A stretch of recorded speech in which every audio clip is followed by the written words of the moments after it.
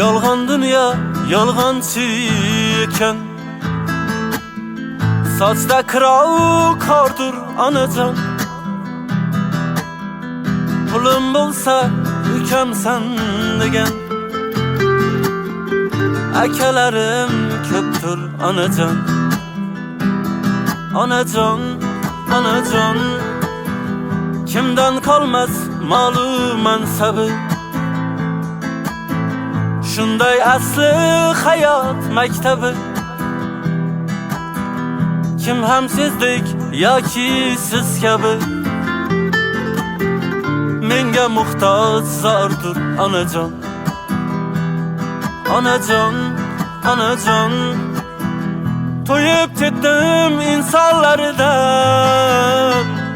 Onajon, onajon, bezib ketdim yolg'onlaridan.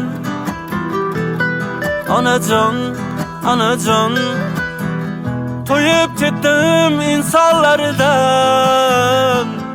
Onajon, onajon, bezib ketdim tuhmatlaridan.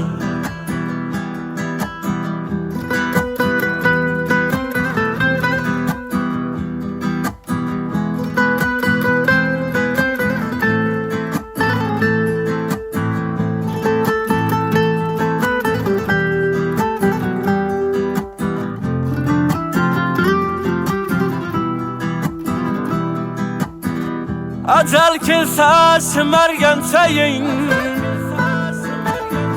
qarshisida shohu gado teng.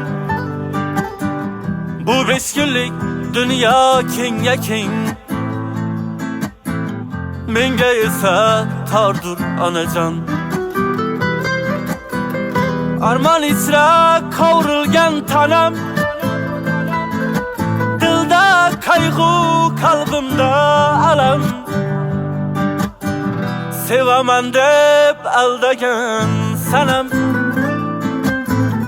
o'zgasiga yordur onajon. Onajon, onajon, to'yib ketdim insonlardan. Onajon, onajon, bezib ketdim tuhmatlaridan.